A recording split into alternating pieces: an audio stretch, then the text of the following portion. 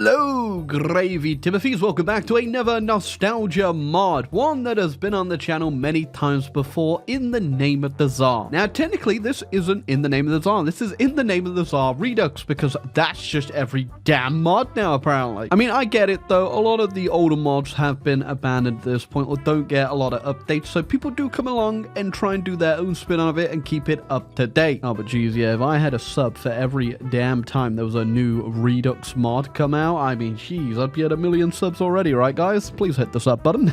So I'm not too sure if I've ever actually played the Redux version of this mod. In fact, no, I definitely haven't, because they appear to have turned the sea into a void. Oh god, I hate when they do this. Who does this appeal to?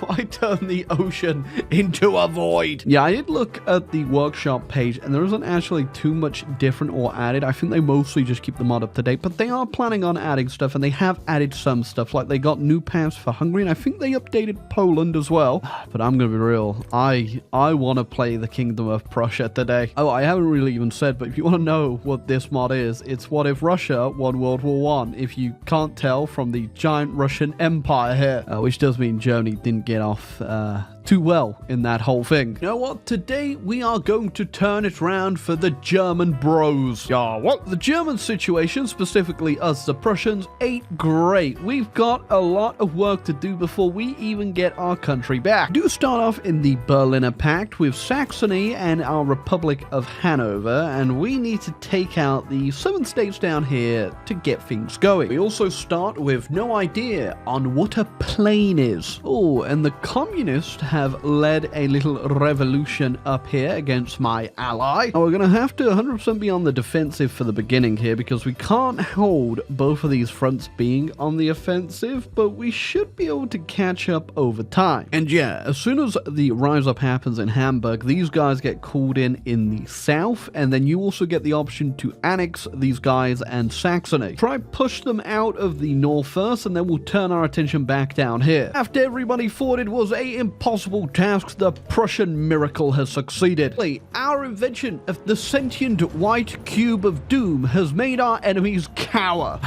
Isn't it almost beautiful? And we have 3 choices here, and the only real 2 we even can consider are bringing the Kaiser back and not bringing the Kaiser back. See, the Kaiser had his chance, and he led us to absolute tatters, so we're not going to go with that again. Instead, we're going to try a different path. We'll rest for the wicked under the German Empire and our new leader, Alfred Hugenberg, because a part of our country is still occupied, the Confederation of the Rhine. We could just go straight in, but that would call the French in, as they have them guaranteed. So instead, we're going to wait, and we're going to go down our left side of our focus tree over here and attempt that instead. Just heavily militarizing, though, just in case. And a couple things happen. Austria just took out the Czechs, and then a US civil war just kill me. So who the hell's Francis Perkins? And France has decided to abandon the Rhineland, which means we can now go in without them. Nice. And in we go. And there she goes. Ain't it beautiful? I mean, we're still,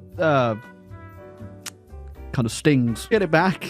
I'll add it to the list. More importantly, I think we're going to have to deal with this Austrian situation next. They're gobbling up a lot of land down there, and as we learned the first time around, we can't exactly trust them as an ally, because they tend to collapse and fragment into 1,500 states. Oh, I was actually going to deal with this by doing the Anschluss we have down here, but Hungary, I'm gonna come rescue you. Yeah, I'm helping you out, you know? I'm just here because you called for help, and definitely because I had no other aspirations. Oh, there you go. That kind of looks pretty nice, though, actually. I can get on board with this. Okay, so I wasn't gonna go down and invade Yugoslavia, even though we get a focus for it, but I realized they've created their Balkan Shield Force, which...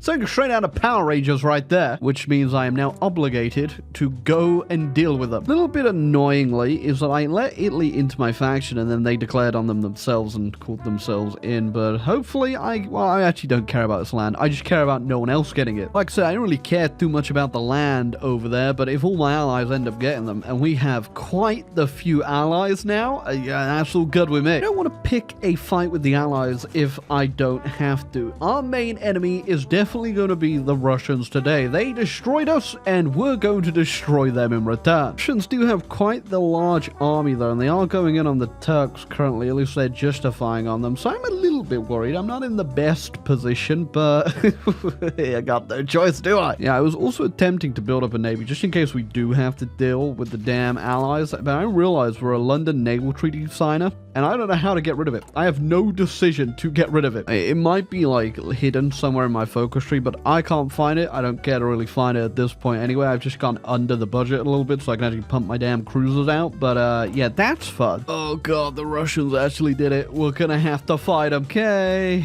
Here goes nothing. Good news is we can definitely hold, but I do not think we can push in the slightest, at least not yet. Maybe if they grind down a bit on us, actually we'll have an easier time. I do, however, think our little southern ally is going to get rolled over pretty quickly, and there is a straight path up to me. Okay, then we're just going to stay on the defensive as long as we can. Oh, unexpected ally in the east. All right, Japan, I'm going to need you to do the funniest thing and deal with the Russians again. They actually have a substantial navy, so you could do it. You could do it again. Take your things slow still. The Spanish actually requested to join my alliance too, so we've got them in, and we're just sort of taking over the world out of sheer hate. Not hate of, you know, me or anyone else, just our hate of the Russians currently. We're trying a little push here just to see what can happen. If we could capitulate Poland, I'll probably stop there for now and then do another reorg. Yeah, our only real pushing power currently is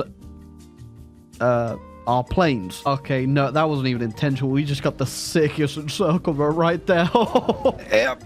Get that one on the Reddit, boys. You can take credit for it yourself and get that calm. Know how many troops are in there? There's 54 in there. We're up to 1.7 million. Let's finish them off and see what's there. Actually, not as many as I would thought, actually, but still quite a bit. Okay, well, I was going to stop, but that has kind of spurred me on. And I am just the king of accidental encirclements today, because I can tell you, none of these were on purpose. Technically, this one still had a port. There's no port anymore. Okay, we've taken Moscow. We're going to pause there for a little bit and just fix up the supply and build a few airports for our planes. Also, probably put some logistics companies in my units. Oh, you know, how did that whole America thing, okay, after this collab government, I think we might actually capitulate the Russia. Yep, there you go. Oh, yeah. Ooh, forgot the Japanese were in on this. I also took the time to take out Denmark while I was at it too, and I guess we won't really worry about too much of the Far East stuff. We'll just try and take what we can. I just did a whole peace conference and the game crashed. Okay, crashed a second time, so we're gonna have to do this, unfortunately, the hard way. Yeah, I don't know what it is, but every time I do that peace conference, it just explodes. So we'll just annex Russia and we'll do them one by one, and we'll see if this fixes the issue. I'm not too sure what the actual problem is, but hoi for modding, huh? It's always so stable. Pretty much what I was going to do in the peace conference anyway. It's not anything different, but the big annoyance is I don't get the Russian Navy, which I wanted to take from the peace conference as well. I was messing around with the decisions to like do the post-peace thing, and I'm not entirely sure what's gone on here. I clicked return territory just to clean it up over there with the Russians, and yeah, I'm beyond caring with that. Is just, you know what, sure. I said a while back I didn't really want to fight the Allies, but that was because I wanted to focus all my attention on the Russians. Now I don't have to do that, even though they are still a thorn in my literal side. So I'm going to take out my anger and frustration on the French. I was going to go in on the Dutch, but they've actually joined my side. That makes things easier. Oh, don't mind me, my schizophrenia is acting up. Can't go badly a second time, right guys? Yeah, look at that, no problem whatsoever. Oh, with the fall of Paris, we've just spat out the kingdom of France under Pierre Levard. And now we gotta get across this godforsaken void they call the ocean. Oh, I was about to say, hopefully we managed to get this. There's no one on the damn port. Oh, they're on a port. It just so happens to be the wrong one. I thought this would be a bit more of a challenge considering it is 1944, but apparently apparently not. But yeah, it might have some to do with Lord Halifax being in control, huh? I think he might be throwing. Wait, the UK just capitulate. Why aren't we in a peace car? Oh, wait, it's because I clicked the event. So I don't think France technically ever capitulated. Oh, no. All right. Okay, how do we deal with this? Well, unintentional North African campaign, I guess. I'm just going to preemptively start working on a collab on France because I think their victory points are going to be all over the damn world now. Only got a few core states left though, so if we take Algeria, which is a core state, we might be good enough potentially. Okay, taking Algiers pretty much got them almost capitulated. So yeah, if we take this, we should be fine. Crisis averted. Nice. Okay, damn question is, will this crash when we do another peace conference? Came to take some colonies. How'd you get down here? Okay, it didn't crash. We won. Well, we definitely have won. We've destroyed the world. But that doesn't mean we're done. Over in the Americas, there is an evil man, and if you call him at 4 a.m., gone wrong, he'll infect your hard drive with every single Hoi format he's in. It's interesting. The Kingdom of France that I just released France. So my puppet now has a puppet. A great justification to take down the US is for Puerto Rico. Make the rules, alright? But Puerto Rico is a rightful part of the Greater German Reich. Rest is just a little bonus, a little cherry on top of the Führer's throne, crown. Also, is this a Führer? Who is this guy? I'm really not following what government we are today. I looked up. He was the former Reich Minister of Food and Agriculture. So you know what? Boy loves corn, and you know where there's a lot of corn. It's really funny because the start of this campaign with the Prussia was actually kind of difficult. You had to, you do a bit of micro and actually put your wits about you. But ever since then, it has just been so easy. I saw all those Russian divisions and stuff, and I was like, damn, I don't think I'm going to be able to push them just yet. And I just...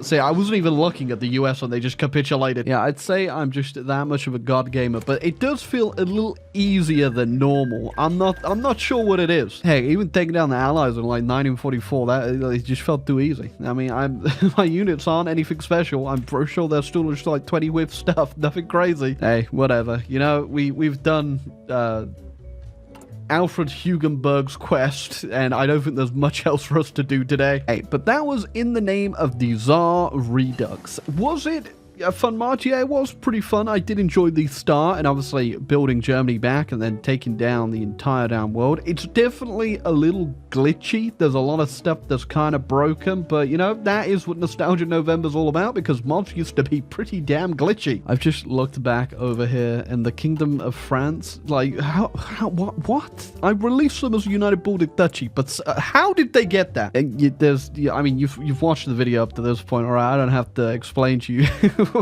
all the broken stuff, but like, yeah, it was fun regardless. It did crash a couple times on that peace conference, but other than that, it was pretty stable. And yeah, I hope you enjoyed this little episode of Nostalgia November, and if you did, make sure to go down and hit that sub button because we've got plenty more for you to watch. But anyway, goodbye.